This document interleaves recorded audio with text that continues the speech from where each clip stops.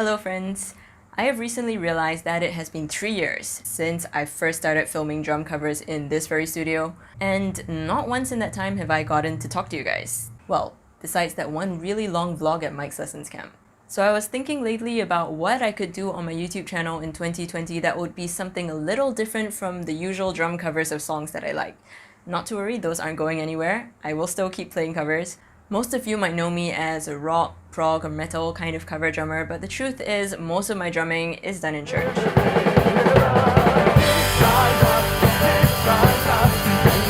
One challenge for a lot of drummers is listening attentively to music. If you only have a short period of time to prepare a track, how do you listen to it in such a way that you can catch all the important nuances of the music, even if you're not doing exactly what the original drummer played note for note? Another challenge is just being more aware of what is going on in the music, both for your own parts, to be aware of what you're playing on the drums, as well as awareness of other musicians' parts. What are they doing? How does that contribute to the music? And how does that tie into what you're playing? What I wish I had when I started drumming and when I first started as a church drummer was someone to sit down with me and listen to a piece of music with me and basically tell me what I should be listening to, and hopefully explain a bit about why a drummer chose to play a certain way besides just what they're playing. So I have this Planetshakers song to prepare for the weekend. It's not a particularly new song, but I thought it could be interesting if I brought you guys along for the journey as we listen through this song, and I will attempt to do the very drum teacherly thing of analyzing and breaking down the parts. Let's see how it goes.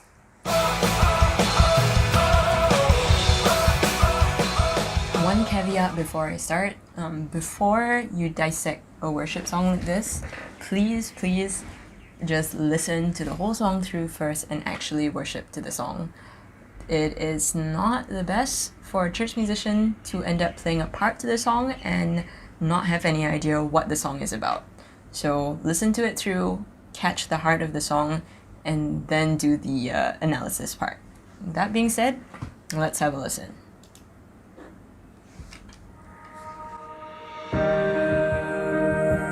Holy Spirit, you're welcome. Okay, the first thing I notice when I listen to this is there's this heartbeat doom, doom, doom going on, and that's probably just backing tracks. It's not an actual drum part. So as a church drummer, you need to adapt what you're playing to the needs of your band. Pretty much majority of churches don't have the same lineup like Planetshakers does. They will have multiple keyboardists, multiple guitarists, lots of these backing tracks, and depending on the size of your church, you're going to have a little or a lot less than that, and you need to change your parts accordingly. So if we played this on the bass drum, you won't have as nice a build-up into the next section where the actual bass drum comes in. You could play it on the floor tom, or you could leave it out entirely, but then there will be nothing keeping the pulse in that first part. So you could also just change it entirely if you're playing this in your service, keep time on the hi-hats first, and then change it up in the later part of the intro. It's really up to you and your band setting. The other interesting thing is the use of the wind chimes here. It's nice if you have wind chimes on your kit. If you don't, you could add a bit more cymbal shimmers, but content-wise, this song is about inviting the Holy Spirit to come, and that is something that the tonality of wind chimes or bell sounds works very well with. Would you come and move upon this place?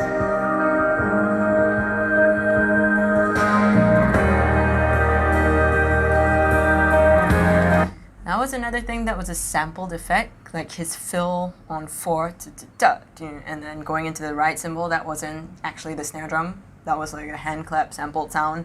If you don't have an SPDX trigger on your kit, you can just change it. Use a tom. It doesn't really matter. Just something that's not as strong as a snare drum.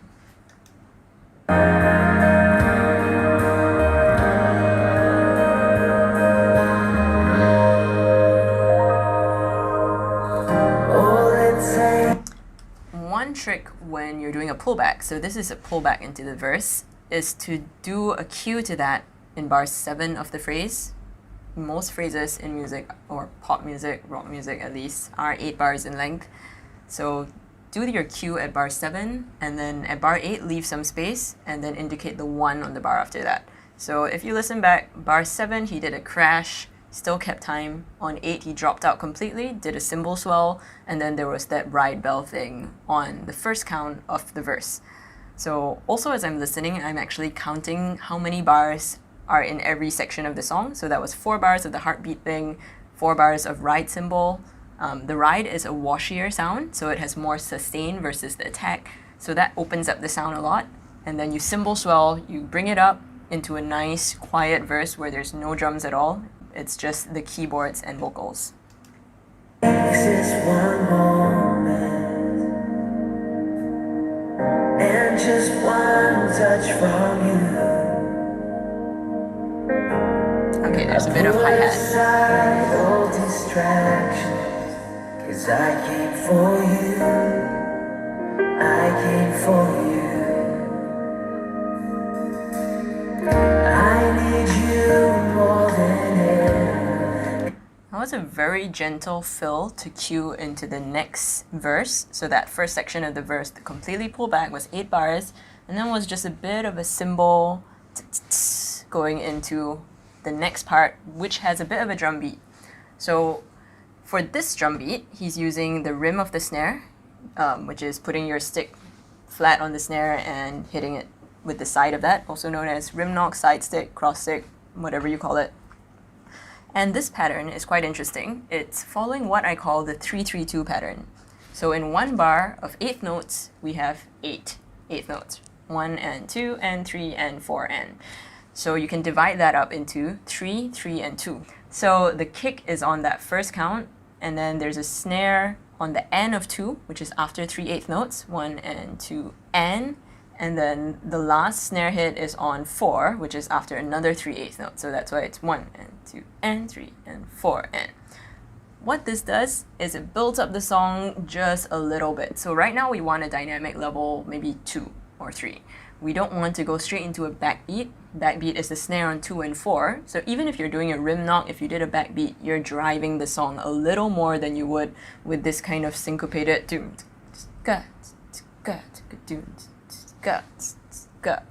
So as a church drummer, it's very important to be aware of how your backbeat affects the dynamics of the song so that you can build up appropriately and you don't hit your maximum dynamic level at like 2 minutes of the song. That's just not going to work well.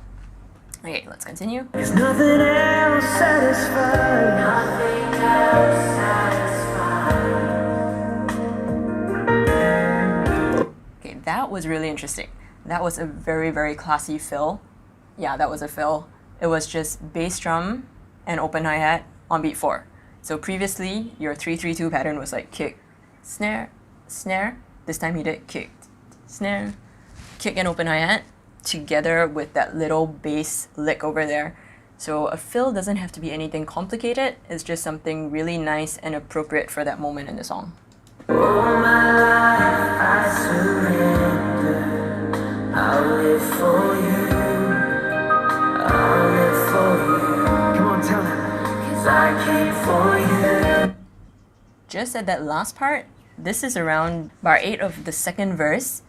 7 and 8, he was actually following the bass guitar pattern with the kick drum, so that's pretty important. I came for you. Holy Spirit, you are. Sorry, that tune was quite funny. But so this verse is quite unique. It adds 2 more bars to the usual 8-bar phrase. So there's a repetition of I came for you. During that part, the drummer is playing on the ride cymbal again to open up the sound. You build up a little more before your pullback. So how you can increase your dynamic range is towards the end of a section. If you know you're going to go quiet in the next section, build up just a little more than you would, and then it seems like you dropped from like level 7 to level 2, when actually you were mostly at level 3, and then you just went up to that 7 and you came back down. I am arbitrarily using numbers, please don't mind. Welcome, come and move upon this place. We desire any kinds of hearts again.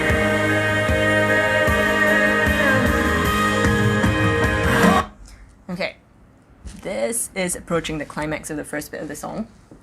First part of the chorus was pullback, pretty much just cymbals keeping time, and then he came in with the kick on the backbeat. So earlier I said the backbeat is the snare on 2 and 4, but you can do that with your kick too when you're building up.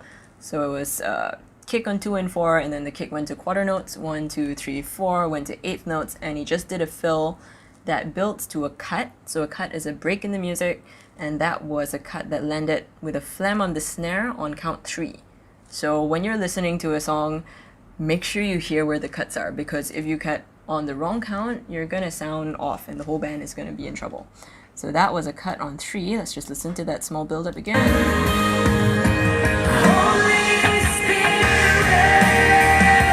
Okay, on beat 4, the electric guitar did that palm mute kind of distorted thing to cue the band into the chorus. Now, if your band setup lineup doesn't have an electric guitarist, or the electric guitar doesn't have a good distortion sound for whatever reason, you might need to play that as a cue, right? You might do a snare kick and then come in for the chorus. So these are things you can do to respect the structure of the song, but adapt it to your actual worship lineup.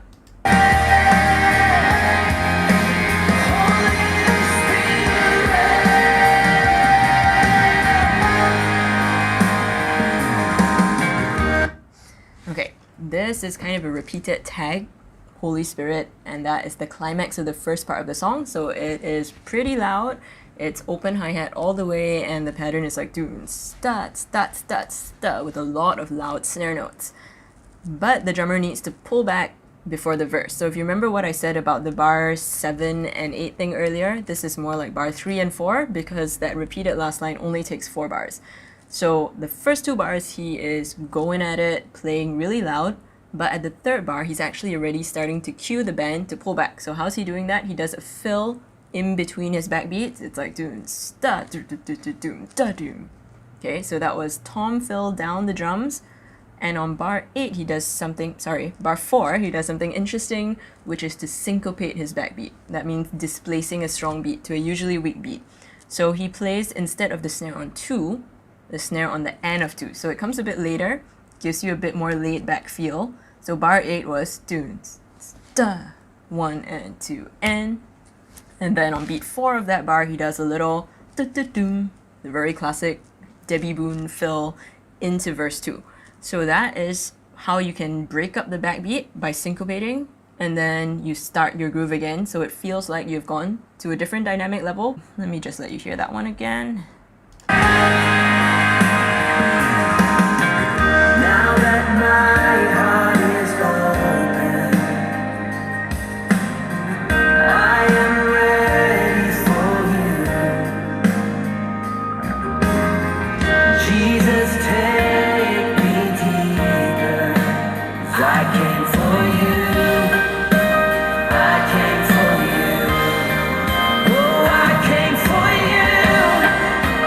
you. Okay, we have a similar example of that syncopated thing. He actually removed the backbeat a little bit before going into the sort of 8th note build-up.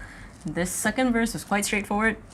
Standard rock beat, there was that same or similar fill on beat 4 in the middle of it, and then he does a bit of a fill to cue the band to go into that repeated I came for you last line part, which is a bit more build-up, and then there's that syncopation, and then 8th note build up into the next chorus. So let's hear that again. So that was the 2, 2, da, 1, 2, N. And then after this, he's going to start the build up.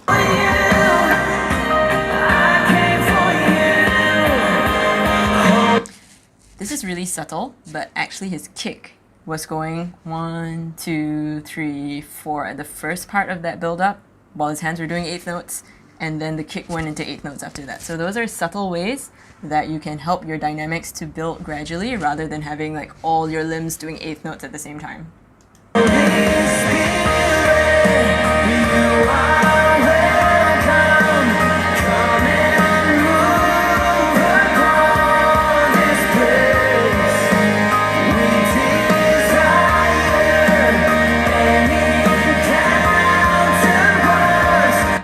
I have to pause here because I am loving that piano line.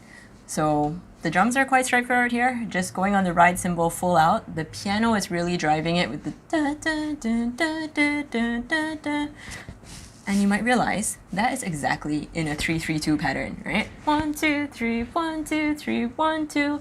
So this motif is going throughout the song, even in other instruments. On a side note, the bass runs are really awesome.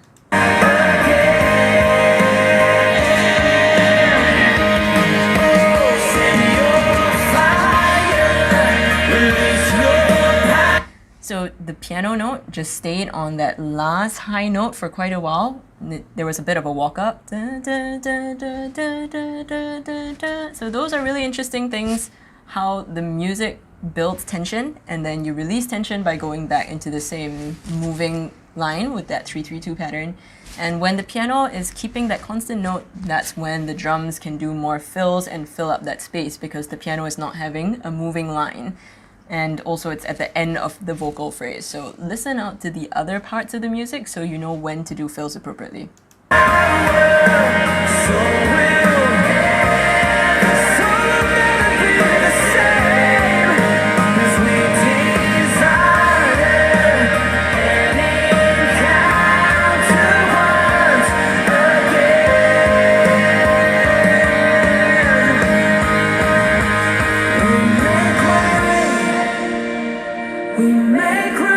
This was a different kind of build, a build to a pullback. The one way that he made the build more punchy was starting with a really strong snare on beat 1. So instead of just going do do do do do do, he did da do do do do do do do.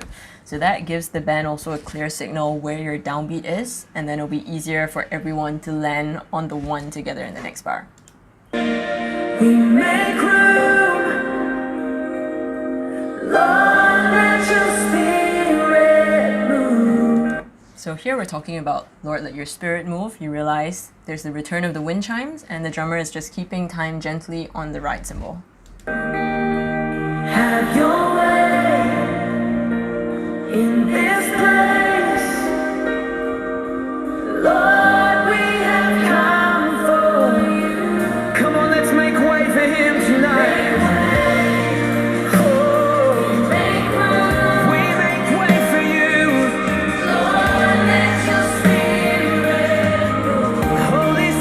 This is the same 3-3-2 pattern that we saw in the second part of the first verse, except instead of on the rim knock, it's kind of on the snare as well as the floor tom, but he's not playing the snare the same way he plays it in the chorus. So for any kind of drumming really, a lot of how you build dynamics is in how you play more than what you play. So here he's using the snare in a very textural way, doing a lot of buzzes rather than just hitting rim shots. Spirit, have your way.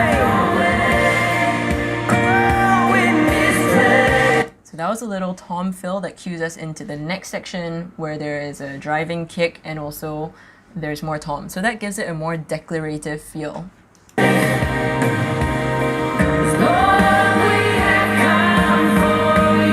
That was the build-up, led by the snare again.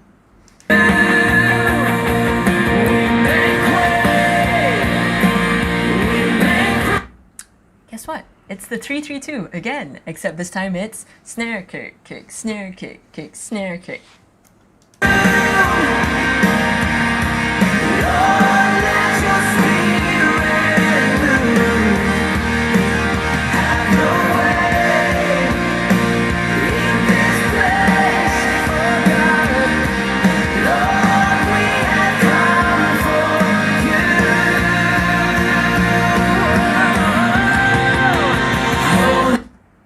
So that was another cut on 3, except he went into 16th notes on the last part.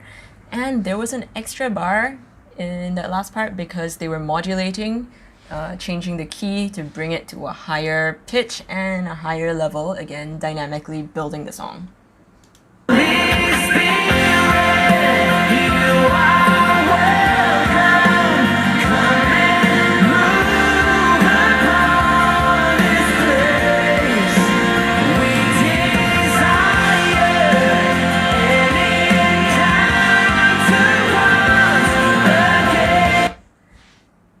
Bass lick is so good. I know it's not a drumming thing, but that was good.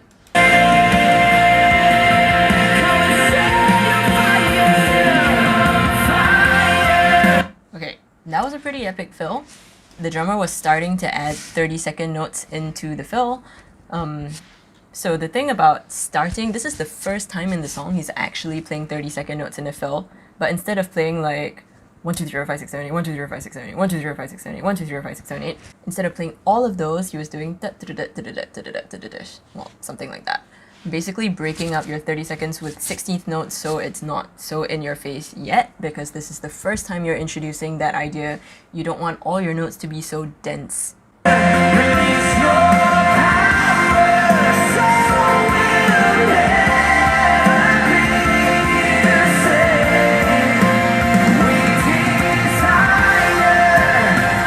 Okay, that was sextuplets, which changes the feel a bit, but again, this is the end of the song, pretty much maxing out. So you can do one of those kind of flashy fills in a song, but you probably don't want to do it every single chorus.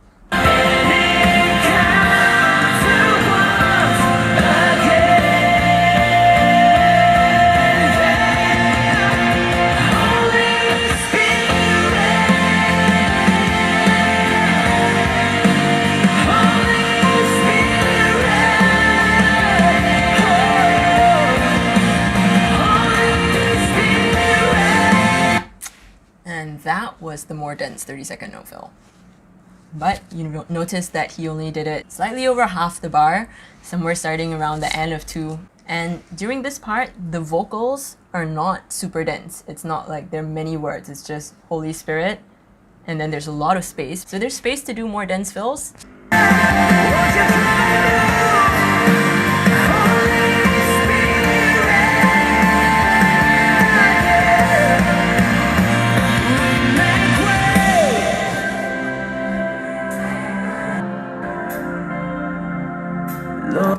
Okay, so that was another of those kind of snare leading fills. Then he went into the toms and he ended with a snare flam on 1 and proceeded to keep time on 2 and 4. I would call this a way of leaving your worship leader options. A lot of times when you play for church, the song may not be set in exactly like how many times we're doing the verse, how many times we're doing the chorus, how we're doing the chorus. So in this case, if you were going to do a pullback, this would be a very good way to give the worship leader space to either pull it back completely and go into a more lingering mode, or to continue building the song. So he's still keeping time on the hi-hats, so that's a very subtle way to give the pulse. If the worship leader wanted to continue building the song, he could easily continue with the kick drum and build that up more, but if he wanted to pull back, he can just shimmer on the cymbals, and then you can go into part of the music with more space. So let's hear what they do here. Lord, let your spirit move. Have your way in this place. Lord, we have come for you.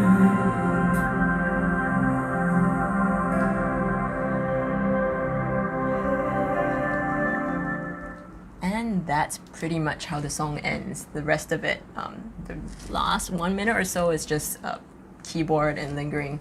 So you can tell from the way the worship leader is singing whether they want to pull back or they want to drive the song somewhere. In this case, he was singing quite gently.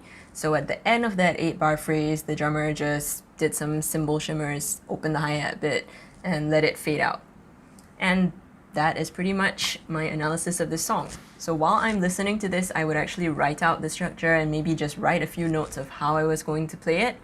And from there, you continue to develop the various parts and figure out how you can execute based on the vocabulary that you have. And don't necessarily try to play something you can't just because another drummer did it for the song. Save the difficult things for the practice room, but when you're on stage, play what you're good at playing, but adapt it to be appropriate for the song.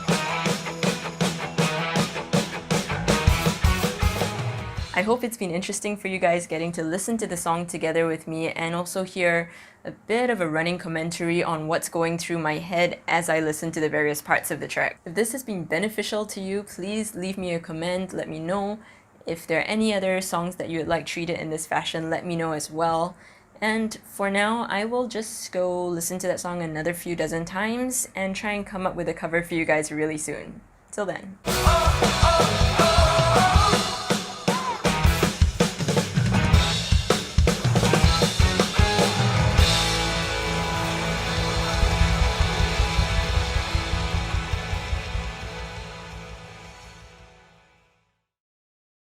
was weird.